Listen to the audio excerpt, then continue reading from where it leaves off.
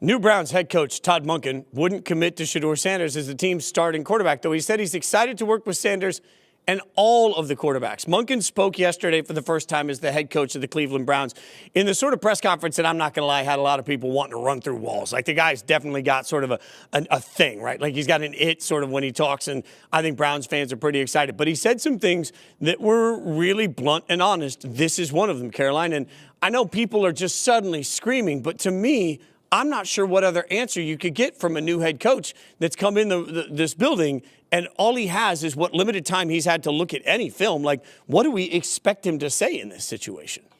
If the most salacious thing that a new head coach can say in his introductory press conference in the Cleveland Browns situation is, I don't know who's going to be our starting quarterback, I would consider that a win.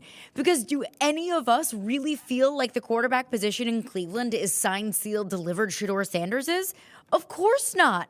That would be ridiculous. And why would Todd Monken put himself in that position on day 1, day 4, day 5 of the job and saying, yep, 1,000% Shedeur Sanders is our starting quarterback? It's not like Joe Brady saying that Josh Allen is the Bills' starting quarterback. That's a completely different situation. What Todd Monken is doing is saying, I'm really excited about Shedeur Sanders. I'm also really excited about this entire quarterback room. And I think that's the right way to say, because I don't know if I would necessarily call the Browns quarterback room exciting. But it's the right thing for Todd Monken to say. Don't back yourself into a corner when you have a quarterback situation that is totally and completely, in flux.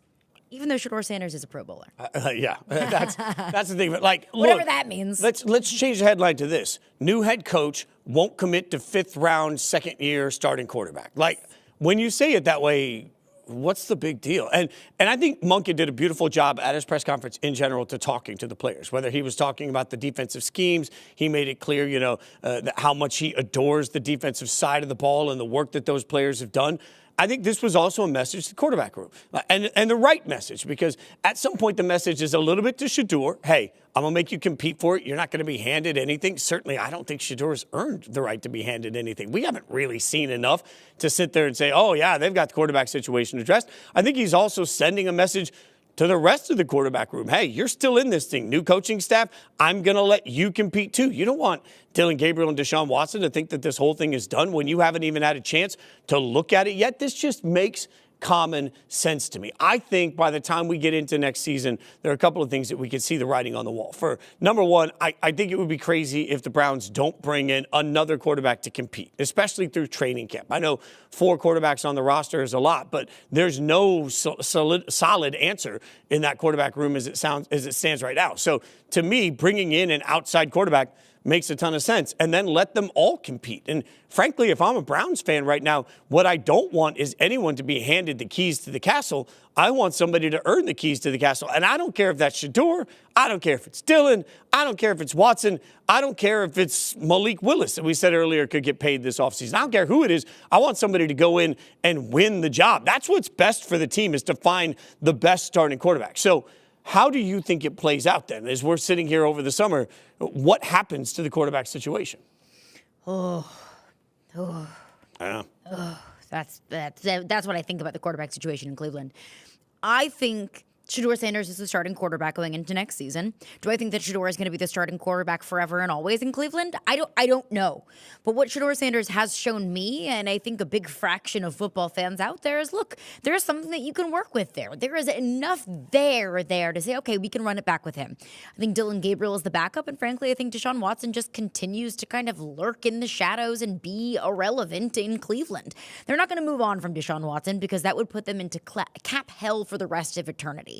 I think they just kind of continue with Deshaun Watson. They swallow their medicine of the worst trade in sports history. They're not going to continue to punish themselves for the Deshaun Watson trade. They're not going to cut him. They're going to continue to pay him. He's not going to see the field. You're going to see what you have, and Shedeur Sanders and Dylan Gabriel, and then you make up your mind at the end of the season.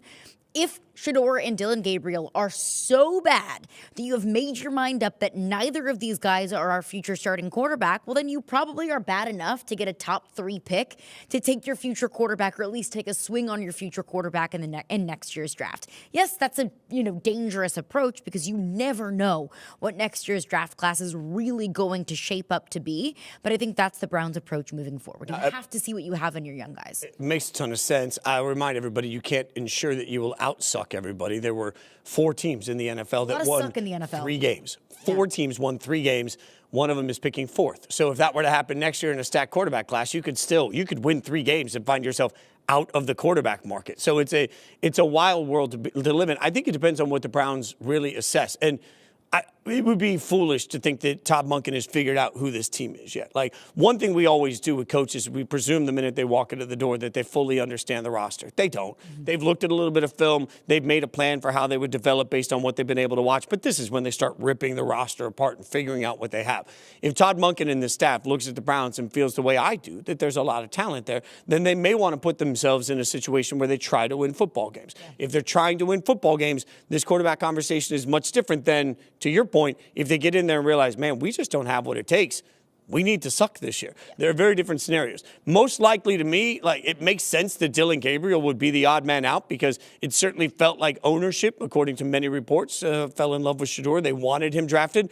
Last time I checked, Jimmy Haslam is still the owner of the team. So I don't see that changing. We didn't see a video of Dillon Gabriel walking in and, bro hugging and dapping up Todd Monken, right? Like, tried to draft you last year. Didn't see any of that. So I think Dillon Gabriel weirdly becomes the odd man out. But look, Kevin Stefanski is now in Atlanta. Maybe Dillon Gabriel starts his career as a backup quarterback in that process. Did, by all reports, love Dillon Gabriel. Right, 100%. And so then the question becomes, what happens to the rest of the room? I think you're looking at an open competition.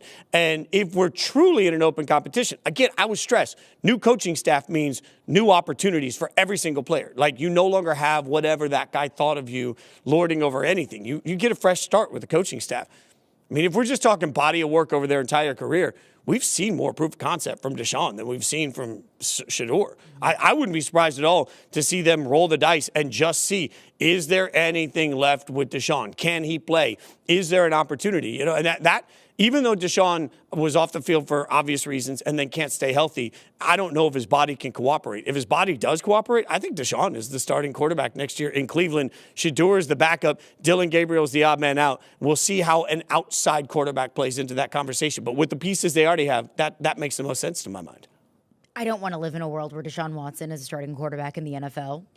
For a lot of reasons, but you bring up another quarterback that they could bring in. I'm looking at the list of free agent quarterbacks, and we've talked about this. It is bleak. Russell Wilson and Marcus Mariota and Zach Wilson and Kenny Pickett and Jimmy Garoppolo and Mitch Trubisky and Case Keenum and Brandon Allen and Carson Wentz.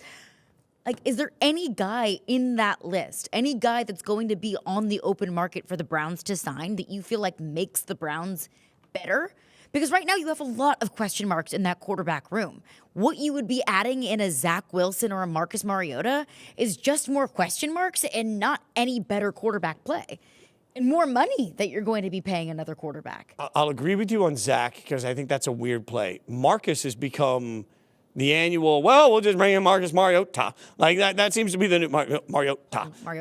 That seems to be the new kick. When you said his name, my first thought was, all right, mobile quarterback in an offense that's probably going to ask for some of that. Like, what does he do for you? Oh, nothing. Really? Nothing. Like, he doesn't help you win games. Enough games to take you out of the quarterback sweepstakes next season. Yeah, and maybe you buy that he can come in and sort of be that veteran presence in the locker room, but I don't even know if I buy that, honestly. Like, I wish that I could, for the sake of the Browns, because again, I think the Browns, if you look at their defense, if you look at their running game, I think they need some help in some skill position areas. They need some help in the offensive line. They have the opportunity to address that. If they could find a path to a quarterback, I think the Browns could take a massive leap next year. I just don't think a path to the quarterback. Like, this is one of those things where, like, people in hell want ice water. Like, Cleveland needs a quarterback. Todd Monken needs a quarterback. To your point, whether we're talking the draft or unless they take a massive reach on Ty Simpson, or early, it just doesn't. But again, like, what's the point of that? You're right. I mean, Ty Simpson feels like a reach at the quarterback position. I think Cleveland's best bet is just to suffer through a bad year.